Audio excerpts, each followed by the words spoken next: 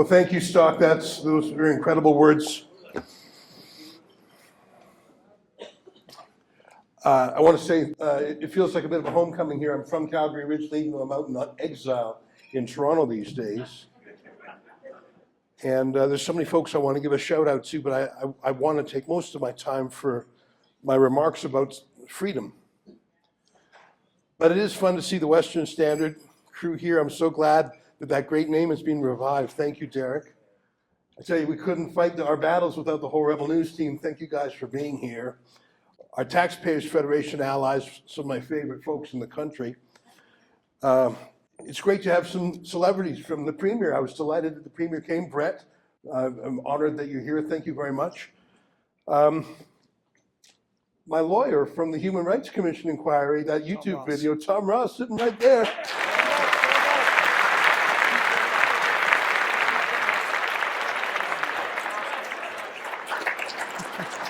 In that video, I was leaning forward, he sort of leaned forward, I was leaning back, he was sort of leaning back. I think he was a little nervous about going viral. That was before things went viral. That was an incredible time.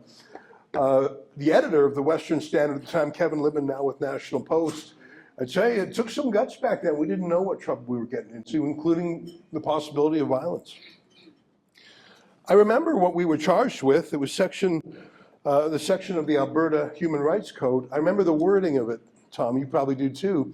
We were charged with publishing something, let me just turn my clock on too to make sure I don't talk too long, publishing something, quote, likely to expose a person to hatred or contempt. Likely to, that's a future tense, future crime, right? That's like that movie Minority Report with Tom Cruise, where they had the precogs who, they would arrest someone who said, well, I haven't done anything wrong yet. They said, we didn't say you did. We said you were going to. A pre-crime. That's what it was called in that movie, the Department of Pre-Crime. So I was charged with, look at the words, likely to what? There are some likely to crimes in the criminal code, uttering a death threat or attempted murder. These are likely to or trying to crimes, but likely to expose a person to hatred or contempt. Hatred and contempt are feelings, they're emotions, and they're not the best emotions, but you're not a normal person with a normal personality if you don't sometimes feel hatred and contempt. It would be unhealthy to never have those emotions.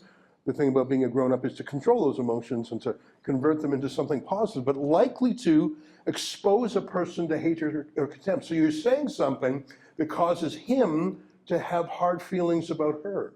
So it's not even an objective thing like a punch in the nose or robbing a bank.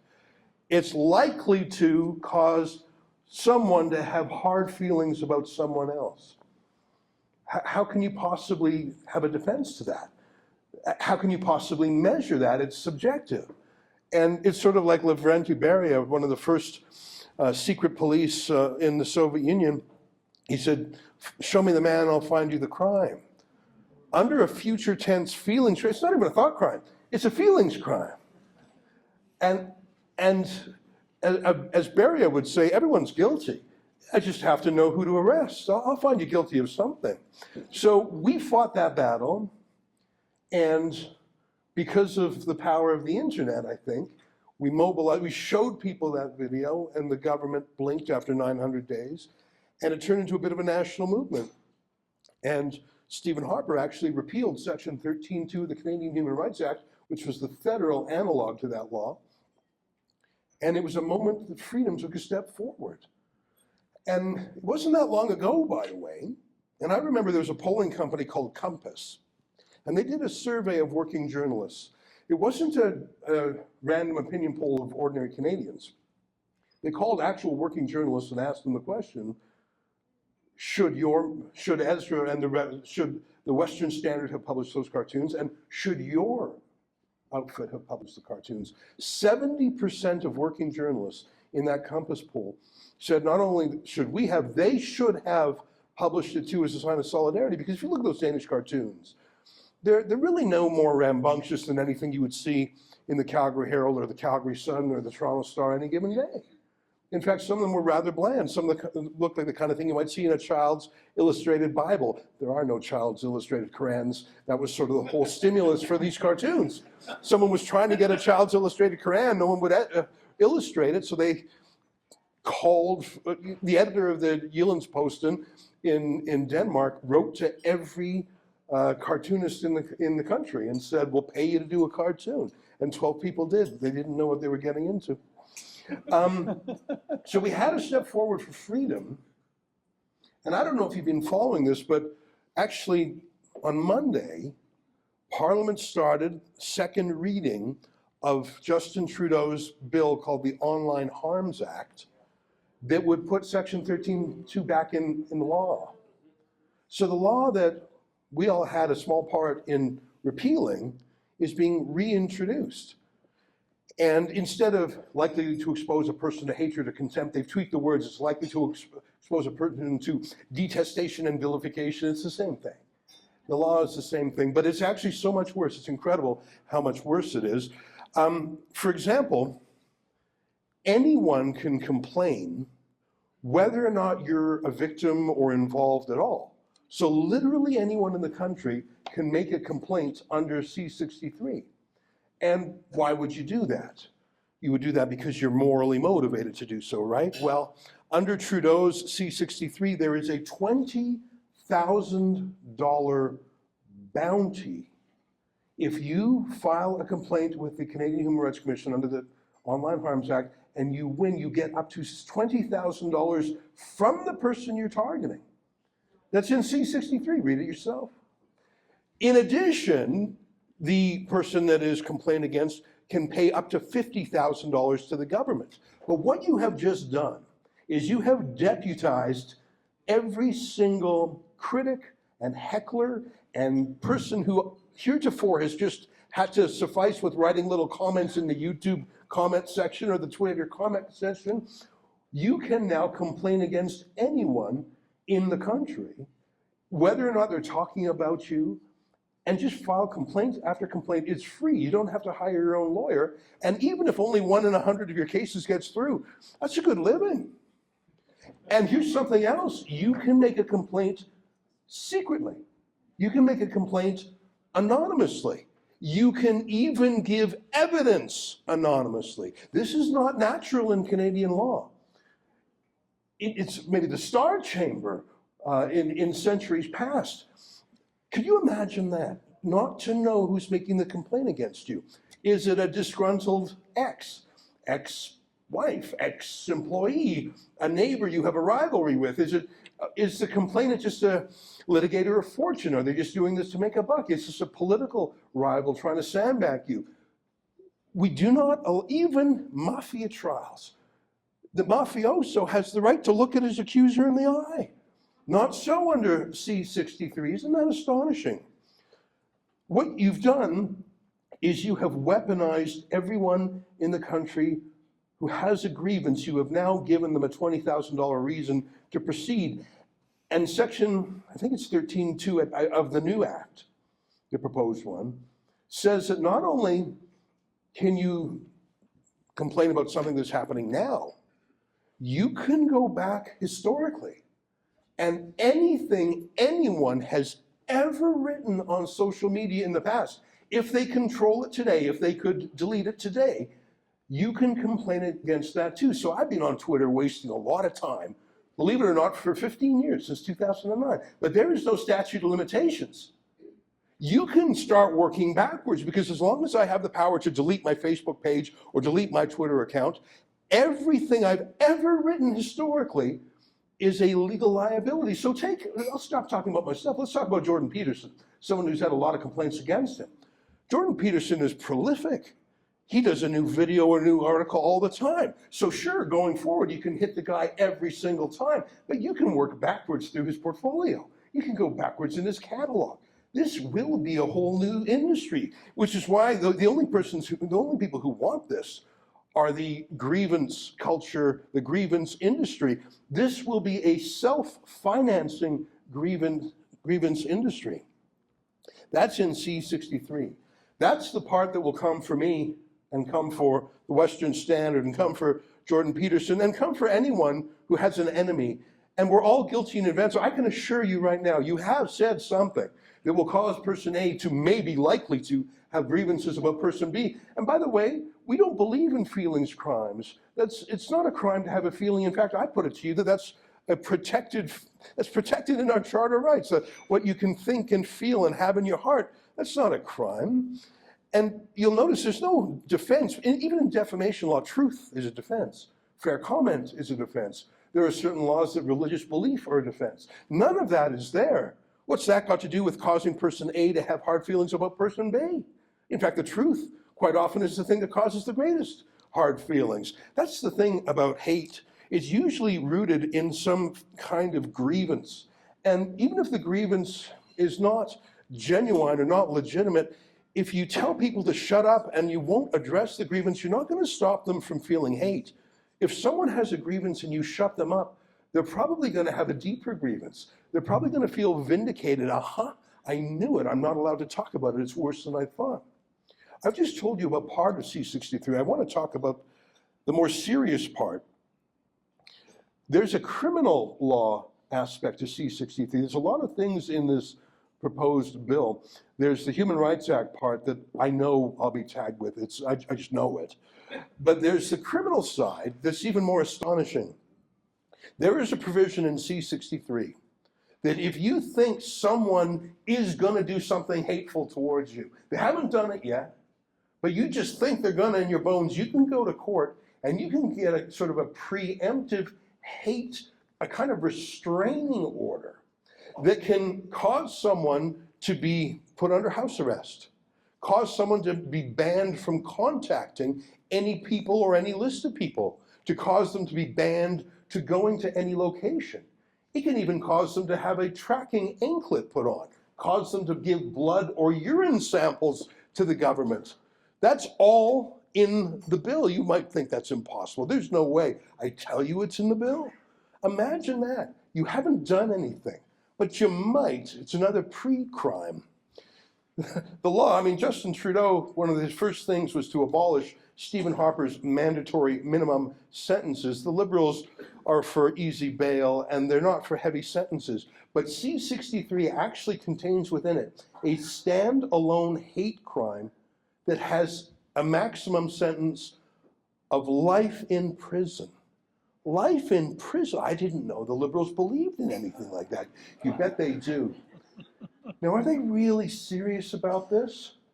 Well, I'll tell you just how serious they are. The cabinet minister in charge of this disastrous law is, of course, the justice minister. He has a new title according to the Gazette. According to the official government paperwork, he is now not just the Minister of Justice, he is the Minister of Justice and Online Harms. The Justice Minister is in charge of hundreds of laws, some of them essentially important to this country. But I don't know how many are so important that they are now part of his title. Are they serious about this?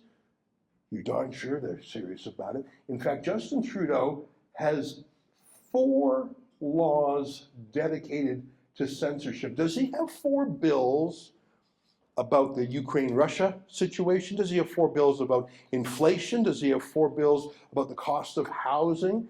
Does he even have 4 bills about the oil sands? Maybe. Okay, fine. He hates the oil sands, 4 laws worth. But he has 4 bills either passed or pending, all designed to censor the internet. The first one was C11, which granted him sovereignty over the internet. Before that point in time, the CRTC regulator was just for the dying industries of TV and radio. No one really cared. The internet was free. C11 did 2 important things. It gave the CRTC power over the internet. And there is a provision in C11 that I find terrifying. It's called discoverability. Under C11, the CRTC can order any online broadcaster, YouTube, Twitter, Facebook, Instagram, to alter the discoverability in their algorithm. If you type in Canadian election or NDP candidate, alter the discoverability. And there's a list of reasons, but it's open-ended. They could do it to boost Indigenous programming or bilingual programming. That's the kind of thing that Central Canada would say that's a good reason to alter the algorithm. but it's not limited. Those are some suggested items in C11. But they can alter the algorithm, the discoverability as they call it, for any reason that they declare. They're the bosses now.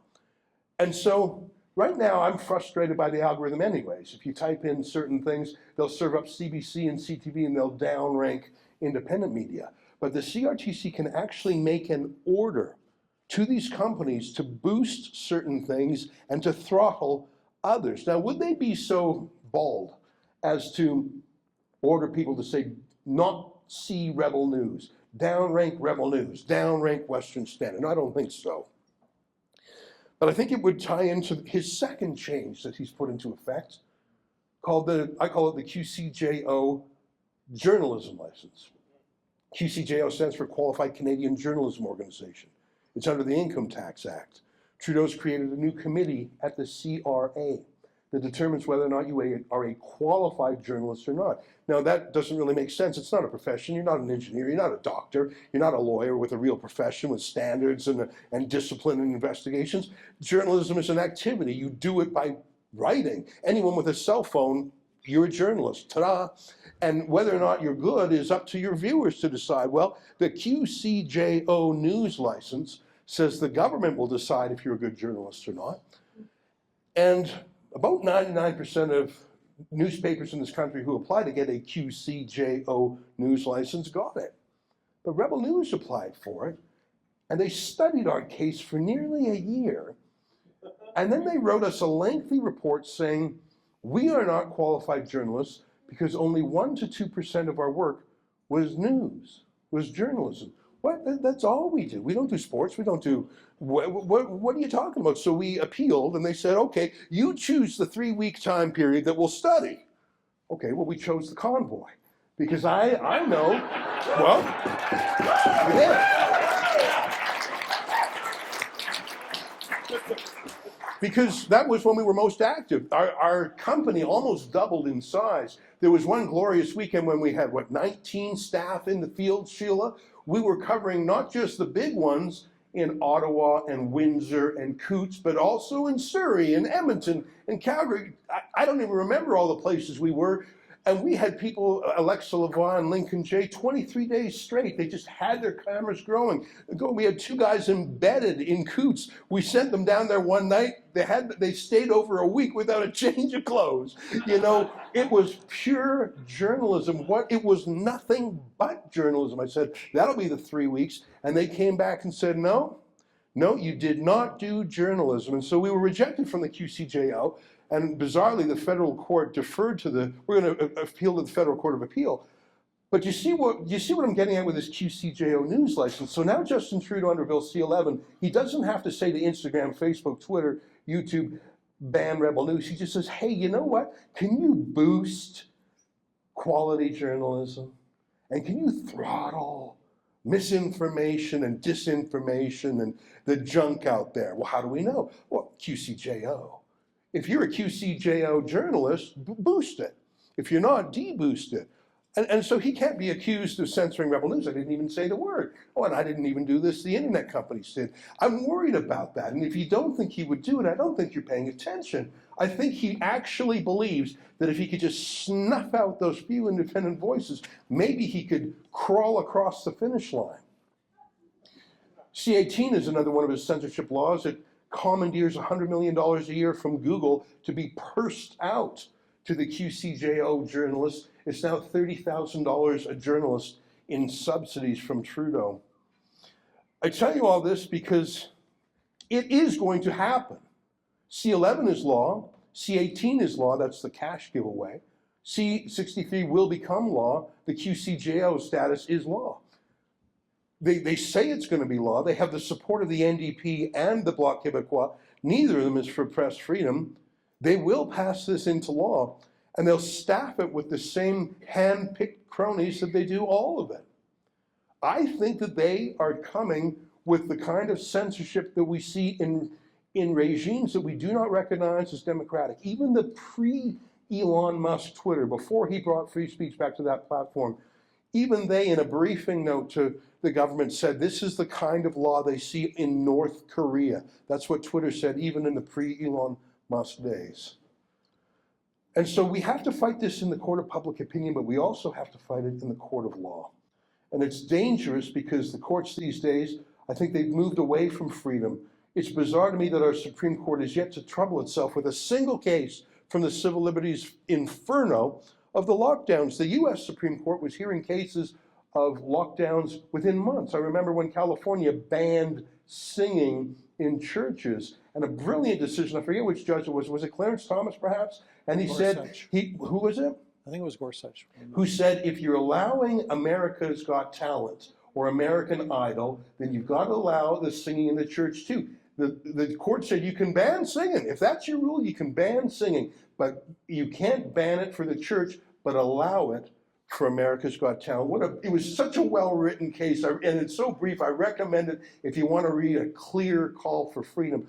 Our court is too busy with things more important. I don't think they've heard a single case yet. I am worried about our courts, and one of the things I hope that the new government does is appoint freedom-loving judges, which I think was a failure in the past.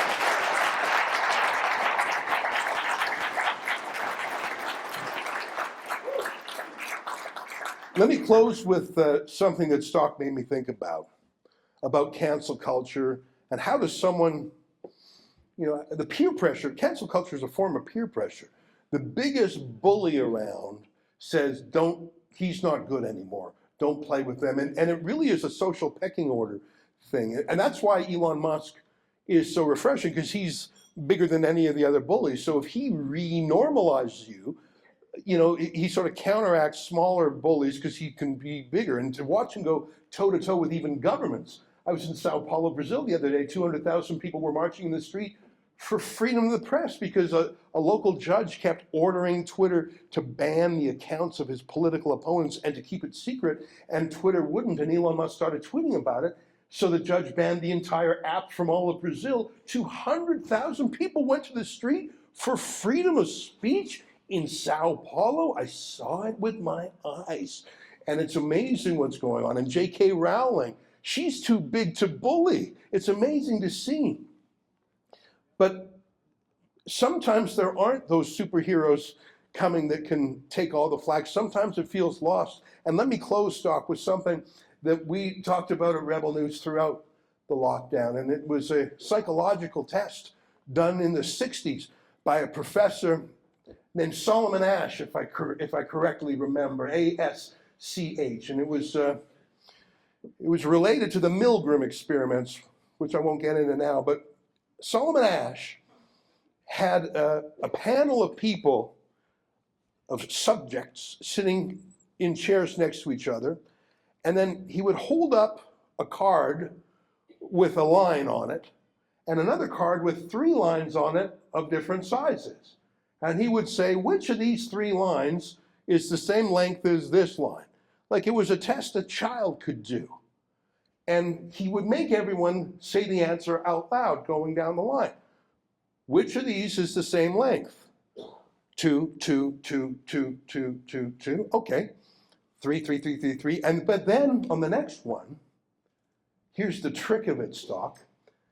All of the subjects were in on it, except for one who was naive.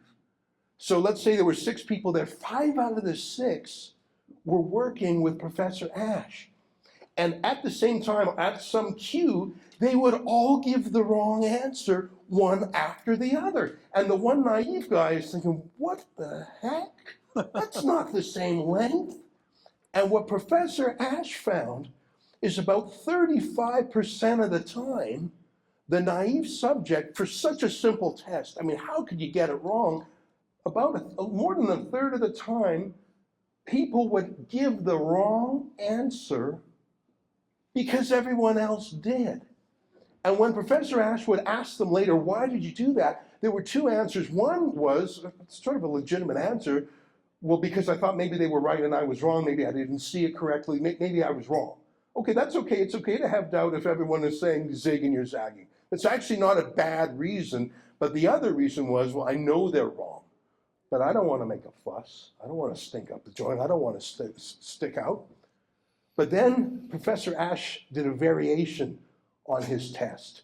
He put one ally before the naive subject. So it would go wrong, wrong, right, wrong, wrong, and then our guy. And conformity, it's called the Ash conformity test. Conformity fell to 5%. And what is the lesson I take from that? And this was the lesson we talked about at Rebel News throughout the lockdowns. We are the secret ally. We are the people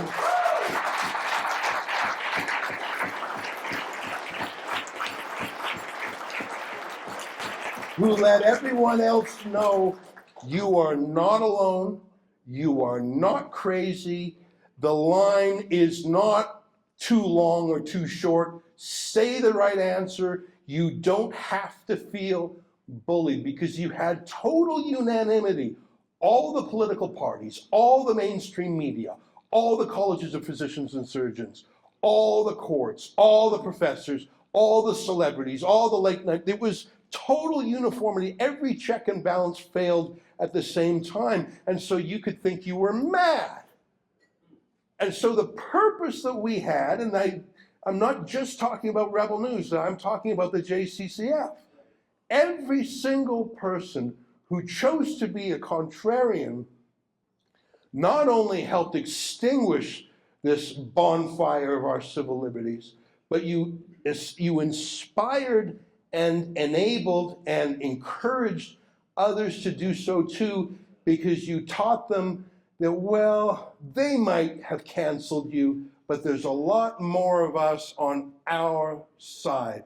And so, John, I thank you for selecting me to follow in the footsteps of great people like Tamara Leach and Professor Peterson. I thank you for your decades of often thankless work when you were there quite alone. And by the way, the JCCF was the inspiration for the Democracy Fund, as you know. And so all the work you've done and continue to do, I thank you and your lawyers. For everyone in the room here who has supported the JCCF and supported Rebel News, I thank you. And it's great to win this prize. Thanks.